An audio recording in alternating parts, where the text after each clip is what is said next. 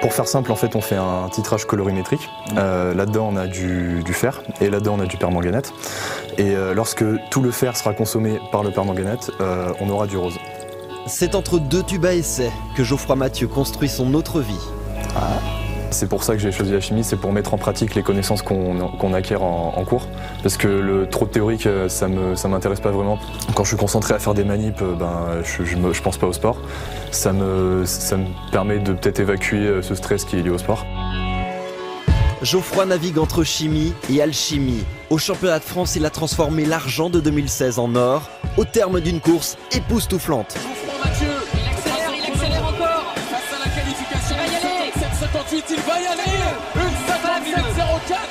Il bat son record personnel de 2 secondes et demi, rendez-vous compte. Déjà à la sortie de la coulée, à la dernière coulée, j'entends plein de sifflements, plein d'encouragements et du coup ça me donne encore plus de force.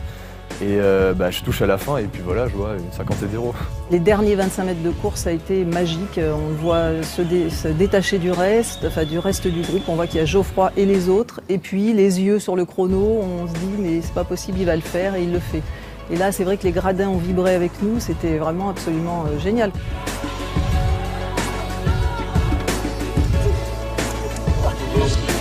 Nous, on mesure surtout le temps passé ensemble. De gueule, les moments durs, voilà, tout ça. Et c'est surtout tout ça qui réapparaît dans notre tête. Et donc on a le droit à ce moment-là de savourer ça, quoi.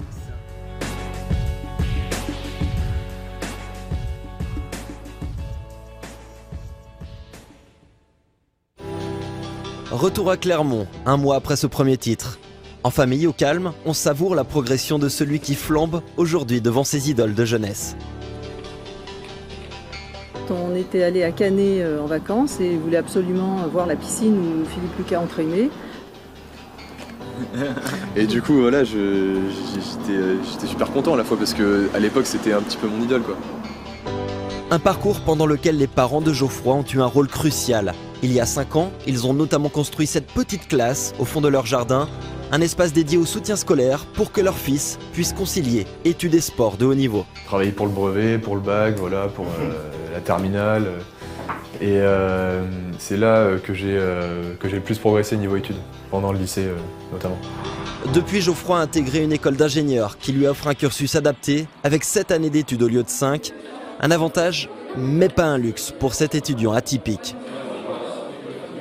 C'est vrai que c'est frustrant, par exemple aujourd'hui c'est la fête de la musique, il y a tout le monde qui va sortir, qui va être en ville à Clermont. Moi je vais sortir mais bon je vais rentrer à 22h30, 23h maximum, quoi. Et donc du coup je les invite de ce côté-là parce qu'eux ils peuvent rentrer quand ils veulent, ils n'ont pas le souci du sport. Mais d'un autre côté, le sport me fait vivre énormément de bonnes choses, ça m'a appris beaucoup. Et c'est ce qui me fait voyager aussi. Je suis parti en Chine, là je vais partir en Hongrie pour les mondiaux, je suis déjà parti au Canada aussi, au Japon, etc. Donc je les envie mais pas trop. Ce jour-là, c'est le dernier examen d'une année passée à jongler entre une quinzaine d'heures d'entraînement hebdomadaire et des études de haut niveau. Donc je veux vraiment un silence complet. Feu! Je m'étais posé la question de me dire à quoi ressemblerait une année sans études et 100% sport. Penser natation, vivre natation et puis s'entraîner tous les jours, moi ça m'intéressait pas. J'avais besoin d'un équilibre qui me permettait de penser à autre chose en fait.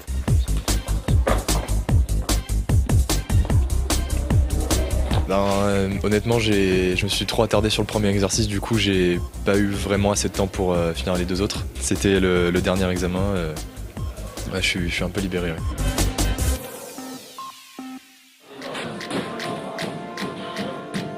Enfin libéré pour penser uniquement natation à quelques semaines des mondiaux. Je suis comme des porcs des premiers quarts d'heure. Et la canicule complique tout. Il fait 35 degrés dehors, 30 dans l'eau, mais pas de quoi émouvoir l'exigeant Bruno Ververde, l'entraîneur de Geoffroy. Rien de bien dur aujourd'hui. Non, normalement. Non mais c'est surtout qu'à cause de la température. Ouais, mais là, pareil, si je me souviens bien, les derniers championnats à Budapest, c'était en bassin extérieur. Il avait fait très chaud, puis après il y a eu un orage très fort. Donc encore une fois, si on ne sait pas s'adapter, si on vit ces moments-là, il va falloir s'adapter. Et j'ai par contre très vite compris qu'il fallait être patient parce que Parce que le mot travail au début c'était pas pour lui, mais ça c'est pas grave quand il sait pourquoi il est là et qu'après avec une bonne explication on résout vite les problèmes. 2,56, 2,57, ça veut dire qu'on est trop lents tous les deux. La vie n'est pas toujours rose, surtout avec Bruno, mais ouais, il est très exigeant au quotidien. Et surtout, quand on fait des séries et qu'on en a marre, on a mal aux bras, on a mal aux jambes, il arrive à nous motiver et à dépasser des limites. Pour ses premiers mondiaux, Geoffroy va d'abord chercher à prendre de l'expérience. Il sera ensuite temps d'exploser les chronos pour être fort dans 3 ans à Tokyo. L'objectif est clairement avoué. On veut devenir numéro 1 français, on va attaquer le record de France. Et on pense que si on nage une 56, on sera maintenant après dans le quota des 8 meilleurs mondiaux et c'est ce qu'on veut faire.